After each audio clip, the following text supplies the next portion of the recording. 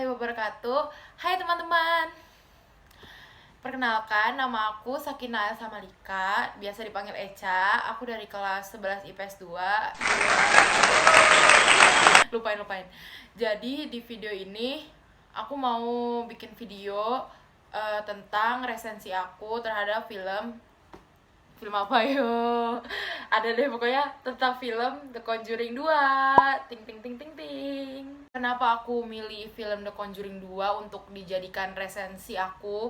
Untuk aku jadikan resensi untuk tugas Bahasa Indonesia itu karena The Conjuring 2 itu salah satu film favorit aku sih. Maksudnya aku suka banget film-film bertema horor gitu. Jadi The Conjuring 2 tuh pokoknya series The Conjuring tuh bener-bener favorit aku banget. Jadi aku milih itu buat dijadikan bahan resensi aku. Nah, jadi sebelum kita mulai ke resensinya, kita mulai dengan pengenalan filmnya dulu yuk. Jadi, The Conjuring itu merupakan film horor yang bertema supranatural yang dikeluarkan pada tahun 2016. Nah, film The Conjuring 2 ini tuh merupakan sequel dari film The Conjuring 1 yang sebelumnya juga pernah tayang itu sekitar tahun 2013-an. Jadi The Conjuring 2 ini keluarnya tuh tahun 2016. Itu merupakan sequel dari si The Conjuring 1 ini. Jadi ini lanjutannya gitu. Jadi ceritanya tuh masih bersangkutan gitu. Nah, kalau The Conjuring 2 ini masih sama dengan The Conjuring 1, masih disutradarai oleh sutradara terkenal di Amerika, sutradara film hantu di Amerika, yaitu James Wan. Jadi James Wan ini yang nyutradarain series The Conjuring dan ada beberapa film lainnya yang disutradarai oleh dia. Emang dia udah terkenal banget sih. Nah, jadi di film ini tuh masih sama ya, temanya tuh di film ini tuh masih sama kayak The Conjuring 1. Kayak pemainnya tuh masih ada, tetap masih ada Ed, ada Ward, ada Lorraine. Jadi masih ada kayak pasangan Warren gitu. Itu yang main tuh Vera Farmiga dan Patrick Wilson. Jadi mereka itu merupakan dua tokoh, dua pemain yang memerankan pasangan apa ya namanya, semacam mereka tuh kerja di bagian pengusiran setan gitu loh. Jadi dua orang ini tuh emang kayak pemain tetap di The Conjuring karena dia emang pemain utamanya sih kayaknya. Jadi kayak gitu seputar filmnya. Jadi sekarang aku bakal kayak nyeritain sedikit bukan cuplikan, kayak sedikit cerita aja dari film itu gitu loh, kayak gimana awalnya, terus nanti akhirnya gimana, tapi sedikit aja biar ada gambaran bagi yang belum pernah nonton gitu sebelum aku lanjut ke resensi aku. Jadi film ini tuh diawali dengan ada sekeluarga nih. Ibunya tuh namanya Peggy. Jadi si Bu Peggy ini punya 4 orang anak. Yang pertama itu cewek, kakak perempuan namanya Michelle, yang kedua Janet, yang ketiga sama keempat lupa namanya. Pokoknya ini yang ketiga sama keempat ini cowok, adanya 2. Jadi yang pertama cewek, kedua cewek, ketiga cowok, keempat cowok. Jadi cewek-cewek, cowok-cowok. Jadi mereka tuh berlima tinggal di suatu rumah yang ada di Amerika Serikat, di kawasan apa? Kawasan itulah pokoknya. Pokoknya di suatu rumah di Amerika Serikat. Jadi dia tuh tinggal di rumah tua. Nggak tua juga sih, maksudnya kayak rumah aja gitu, rumah berlima. Terus pada suatu hari si anak kedua dari keluarga mereka itu, si Janet itu, dia tuh kayak ya namanya juga anak kecil, pasti kan iseng gitu loh, kayak pengen aja nyoba sesuatu hal yang baru gitu. Jadi dia tuh nyoba mainin permainan namanya kayak semacam papan Ouija gitu deh, kayak papan pemanggil setan. Jadi nanti di papan itu kayak dibaca-bacain apa, terus nanti nunjukin kalau di sini tuh ada arwah nyasar atau enggak, atau arwah pokoknya ada setan enggak di ruangan ini gitu. Terus jadi si Janet ini mainin itu.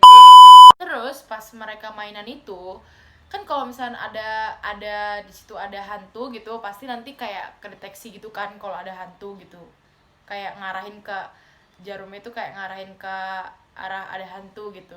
Tapi ini tuh enggak, jadi kayak mereka tuh heran kan kalau loh enggak berarti nggak ada, ya udahlah kayak gitu kata kakaknya. Terus jadi itu papan ditaruh di kolong kasur. Nah jadi semenjak kejadian itu mereka tuh semenjak mereka main permainan itu mereka tuh sering banget kayak diteror sama hal-hal yang berbau kayak gitu. Jadi kayak gara-gara mainan itu gitu.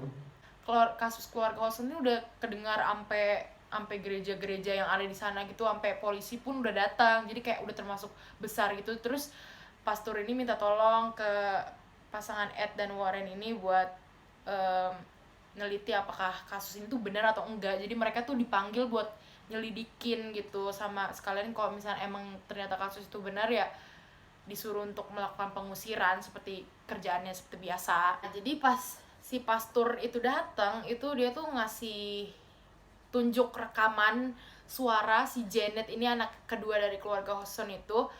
Si Janet tuh berubah suara jadi suara bapak-bapak, kakek-kakek tua gitu. Jadi kayak didengerin tuh sama si pasturnya. Terus akhirnya mereka memutuskan buat kesana, langsung kesana dan kayak neliti apa ini benar atau enggak. Jadi dia ngajak ngobrol Janet, nanya-nanyain Janet gitu-gitu. Terus kayak ngeliat-ngeliat ruangan yang ada di rumahnya keluarga Hodgson. Terus kayak bahkan mereka tuh akhirnya malamnya tuh menginap di rumah keluarga Hodgson. Jadi mereka tuh nginep terus kayak biar sekalian nyelidikin apa yang bakal terjadi gitu.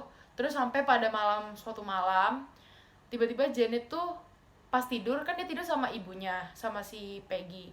Terus pas dia tidur bangun-bangun tiba-tiba tengah malam dia tuh ada di kamarnya dia yang notabene udah ditutup, udah dikunci. Terus di isinya tuh udah ada kayak salib-salib gitulah pokoknya untuk mengusir roh-roh jahat kalau kata mereka. Terus dia udah di sana tiba-tiba, terus kayak dia mau keluar, terus kayak pintunya tuh ketutup gitu, jadi kayak dia tuh terjebak di dalam situlah istilahnya.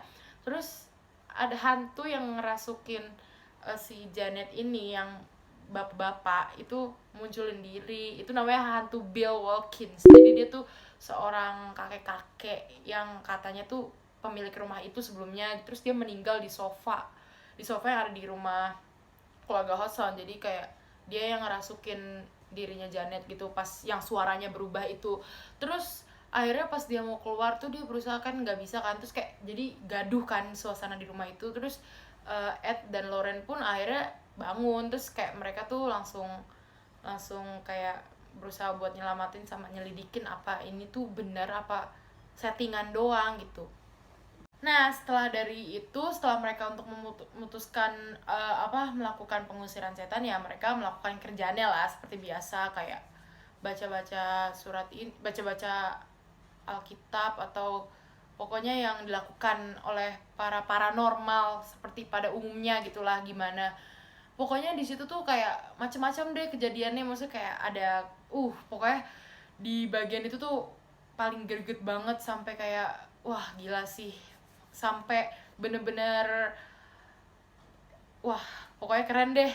Jadi di situ kayak mereka tuh mengusir, gimana, berusaha keras untuk mengusir Falak ini karena dia tuh iblis yang jahat banget sampai kayak Lauren aja takut gitu kan. Cuman dan si Falak ini ngincar si Ed ini loh, jadi kayak Lauren makin gencar aja nih buat ngelindungin suaminya. Jadi kayak segala upaya dilakukan untuk ngelindungin si Ed dan untuk nyelamatin keluarga Hodgson juga. Jadi di situ mereka ya melakukan pekerjaan mereka sebagai paranormal dan melakukan pengusiran setan juga. Jadi adalah pokoknya. Dan pada akhirnya Falak pun berhasil dikembalikan oleh Lauren kembali ke neraka gitu kan.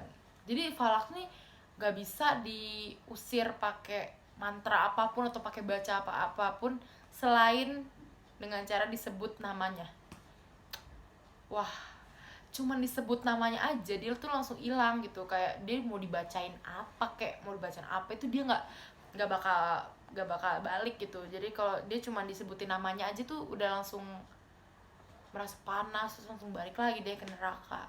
Jadi gitu endingnya tuh pokoknya si Falak berhasil balik lagi ke neraka, si Ed sama Janet juga selamat, semua orang selamat, semua di situ selamat. Terus kayak ya udah endingnya bahagia deh. Pokoknya di bagian ending tuh kayak terharu banget deh, soalnya kayak seru banget. Pokoknya seru deh, pokoknya jangan lupa ditonton ya. Itu tadi, pokoknya jangan lupa ditonton deh.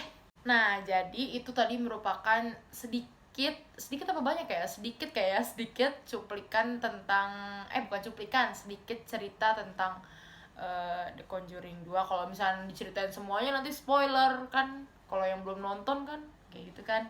Nah, jadi itu merupakan cuman itu aja dari aku untuk sedikit ceritanya. Dan sekarang kita lanjut ke resensi aku, tanggapan aku kepada film itu tuh apa, apakah film itu baik atau buruk, atau recommended banget, atau biasa aja, atau kayak nggak patut ditonton, atau apa. Aku bakal nyeritain di abis ini. Oke, jadi aku bakal mulai resensi aku, tanggapan aku terhadap film ini. Jadi tema film ini kan horor ya. Maksudnya temanya kan horor nih. Kan biasanya kalau horor-horor pada umumnya tuh kayak apa ya? Ada yang serem sih, cuman seremnya tuh kayak gak logis gitu. Kayak seremnya ya serem wujud hantunya aja, bukan, tapi kayak alur ceritanya tuh nggak menarik gitu loh. Kayak sebatas serem hantunya aja, terus ngagetin juga hantunya aja, jadi kayak ceritanya juga nggak begitu gimana, tapi hantunya emang serem. Tapi kalau ini tuh menurut aku tuh apa ya, temanya horor, terus kayak dia tuh unik gitu, soalnya jalan ceritanya itu gak bisa ditebak, jadi kayak alurnya tuh gak bisa ditebak gitu. Kayak abisnya apa, ini abisnya pasti kayak gini, itu tuh kita nggak bisa, kayak karena kalau kita nebak kayak gitu ternyata setelah itu malah nggak kejadian, nggak kayak gitu loh. Jadi kayak kita nggak bisa nebak-nebak apa yang bakal terjadi selanjutnya. Dan terus pasti juga ada beberapa editan yang kayak misalnya ketarik sendiri lah, atau apalah lo, atau si Janet, ada juga Janet pernah ada di, tiba-tiba dia ada di atas genteng gitu, kayak dia ke bawah gitu, ngadepin di langit-langit gitu. Terus pasti ada kan kayak scene-scene kayak gitu. Nah, itu tuh mereka tuh pintar banget ngeditnya, kayak ngeditannya tuh mulus, maksudnya kayak gak ada kayak tiba-tiba kelihatan talinya lah atau apalah gitu. Terus setannya juga seremnya tuh serem, bukan setan-setan yang serem serem mainstream gitu loh, tapi kayak unik gitu. Dan mereka, nah terus untuk segi pemain juga, pemainnya tuh apa ya, keren sih bukan editannya, pokoknya mainnya tuh keren banget, kayak wah natural banget tuh, mainnya jago banget, pokoknya keren banget deh. Kalau misalnya main itu kayak bener-bener totalitas, bahkan gitu. Nah, jadi itu tuh beberapa poin-poin yang bisa diunggulkan dari film ini gitu.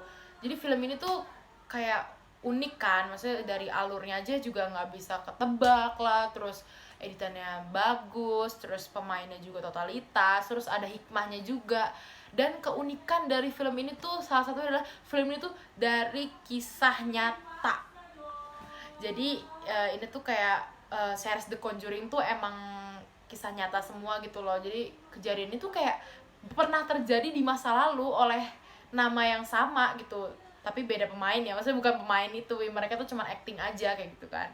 Jadi kejadian itu pernah terjadi di masa lalu juga dengan dengan nama yang sama, kayak yang paranormal sama kayak Ed juga sama Lorraine gitu, cuman beda orang aja. Jadi ini tuh unik banget sih, maksudnya kayak menarik banget buat ditonton, soalnya ini tuh nggak rekayasa tapi beneran ada di zaman dulu tuh, kayak makin serem aja nggak sih kayak itu tuh nontonnya. Jadi itu dia resensi aku terhadap film ini, The Conjuring 2.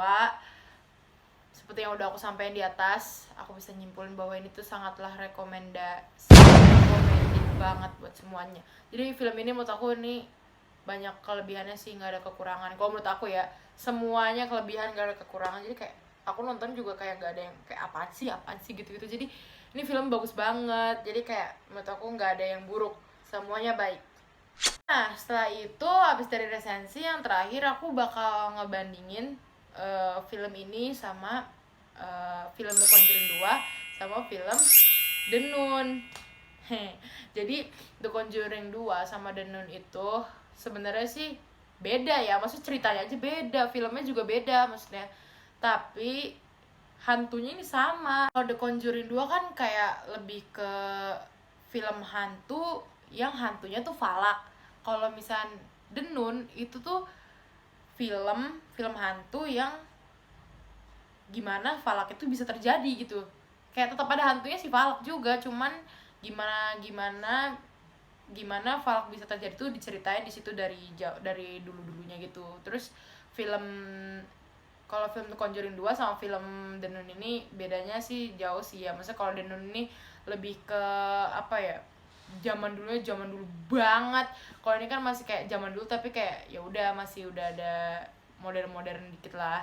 Kalau ini tuh kayak lebih ke zaman dulu banget sih, kayak di kerajaan gitu deh pokoknya kayak beda sih The Conjuring 2 sama The Nun tuh gitu deh.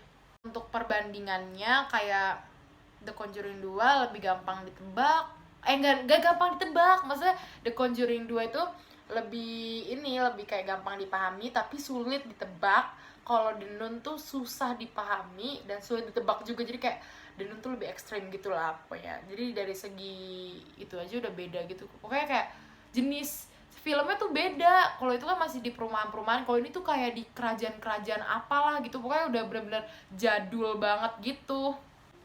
Yap, jadi itu aja sih, kayak dua-duanya sama-sama bagus dan gak ada yang jelek. Dua-duanya sama-sama bagus dan recommended banget buat ditonton. Jadi kayak boleh banget nih buat nonton ini kayak selama quarantine gitu kan. Jadi itu aja resensi dari aku tentang film The Conjuring 2 dan perbandingan resensi aku dari film The Conjuring 2 dan film The Nun. Itu aja, dua-duanya nggak ada yang jelek. Itu aja sih. Oke, terima kasih udah mau menonton video aku yang ini. Terima kasih juga kepada Bu Yeni karena sudah memberikan kita materi seputar teks resensi atau resensi film atau buku yang ngebuat kita tuh bisa bikin video ini dan bisa mengerjakan tugas resensi kita. Terima kasih Bu. Jadi itu aja. Kurang lebihnya mohon maaf. Wassalamualaikum warahmatullahi wabarakatuh. Dadah.